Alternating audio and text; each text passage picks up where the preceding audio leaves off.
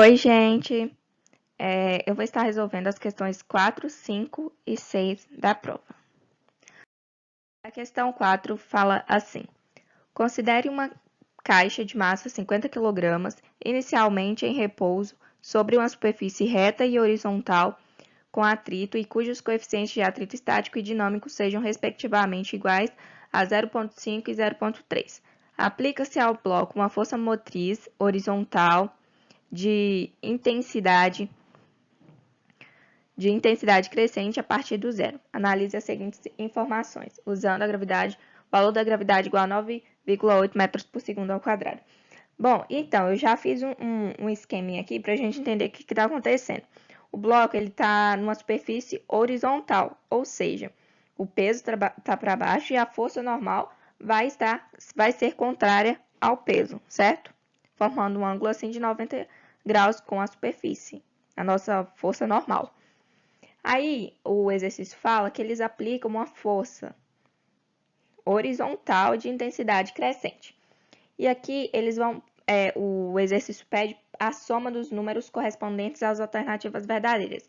Então, nós vamos analisar cada uma dessas alternativas e ver qual que é verdadeira e qual que é falsa. E depois somar as verdadeiras.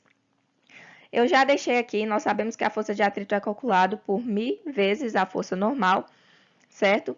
E eu já calculei aqui a nossa força estática equivale a 245 newtons, que vai ser coeficiente estático 0,5 vezes 50 kg vezes 9,8 metros por segundo ao quadrado.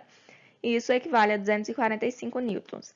E a nossa força dinâmica é igual a 0,3, que é o nosso coeficiente dinâmico, vezes 50 kg vezes 9,8 metros por segundo ao quadrado, e isso equivale a 147 newtons. Bom, tendo calculado essas forças, vamos analisar as alternativas. A primeira alternativa diz assim: a força mínima necessária para colocar a caixa na eminência de movimento é 147 newtons. Essa é falsa porque com 147 newtons ela já estará em movimento, certo? Vamos para a número 2. Ao aplicar uma força de 147 newtons e a caixa ainda se mantiver em repouso, o valor da força de atrito estático é 147 newtons. Exatamente, né? 4. Com uma força mínima de 147 newtons, a caixa poderá estar em movimento. Verdade. Qualquer força menor que 245 newtons aplicada na caixa obrigatoriamente manterá a caixa em repouso. Se 245 newtons é a nossa força de atrito estático parado, esse aqui é o valor para ela ficar parada, então, se for menor do que esse, sabendo que nossa força de atrito dinâmico é 147 newtons, então se for menor que 245, a caixa vai estar em movimento. 16. Atrito e força de atrito são conceitos distintos. Exatamente. Atrito existe em qualquer situação, qualquer superfície, por mais que não pareça, por mais que pareça muito lisa, ainda vai existir uma rugosidade ali microscopicamente observada. Força de atrito é a força aplicada. Não é uma coisa que só vai ter se aplicar aqui, só vai ser se tem uma força de atrito se alguém empurrar alguma coisa, certo? Se tiver alguém para empurrar, alguma coisa para empurrar, certo?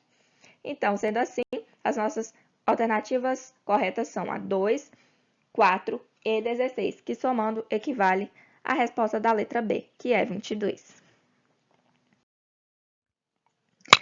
A questão número 5 diz assim: cabo de guerra. Cabo de guerra é uma brincadeira na qual um grupo de pessoas puxam as extremidades de uma mesma corda, como mostra a figura. Suponha que a brincadeira esteja sendo feita por apenas 2 pessoas e o jogo está empatado, pois cada jogador aplica na extremidade da corda, em sentidos opostos, forças de 120 kgf. E a tensão que a corda está suportando equivale em kgf a.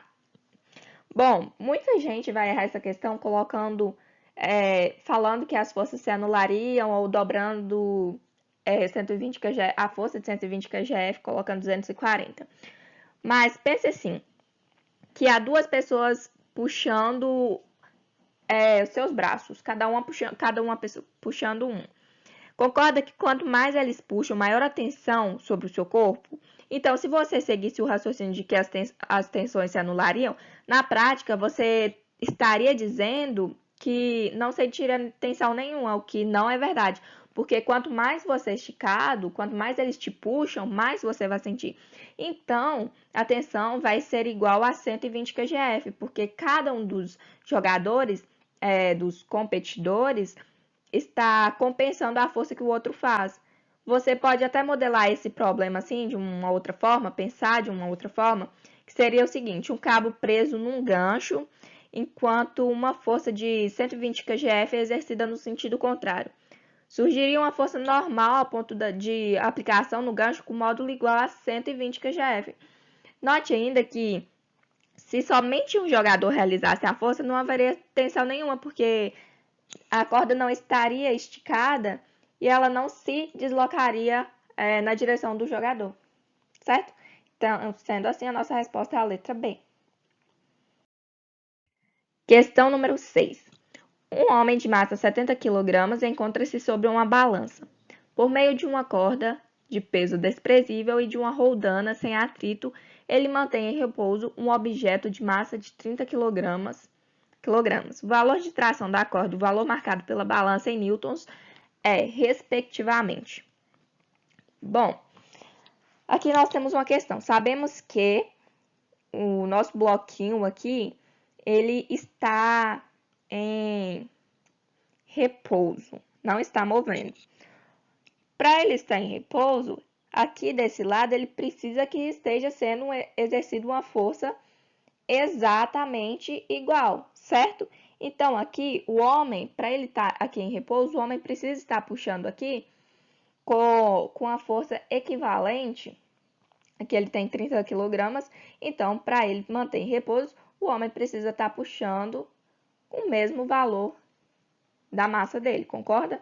Então, vamos calcular o peso do bloquinho, que vai ser 30 gramas, o peso, né, vai ser 30 kg vezes 10 metros por segundo ao quadrado, equivale a 300 newtons, e o peso do homem vai ser 70 kg menos 30 kg, isso equivale a 40 kg vezes 10 metros por segundo ao quadrado, isso é igual a 400 newtons. Por que 40 gramas? 40 kg. Aqui, para esse bloquinho ficar em repouso, ele precisa, porque o que acontece aqui? Se fosse calcular só o peso do homem, daria quanto? 700 newtons, concordam comigo? Só que para ele ficar, para 300 newtons, que é o peso do bloquinho, para 300 newtons ficar em repouso, o homem precisa estar puxando com 300 newtons também, certo? Precisa estar fazendo uma força aqui, precisa estar exercendo uma força aqui com 300 newtons também. Então, sendo assim, a força que ele vai estar aplicando sobre a balança é 400 newtons, porque os outros 300 ele está usando para deixar esse bloquinho em repouso. Sendo assim, a nossa resposta é a letra D, que o valor da tração na corda será 300 newtons e o valor marcado pela balança será 400 newtons. Bom, foi isso, galera. Eu espero muito que vocês tenham acertado as questões e quem não acertou, que venha dar mais uma revisada nessa matéria e agora, né, se precisarem fazer uma prova final, não sei, tomara que não, acertem. E foi isso, muito obrigada.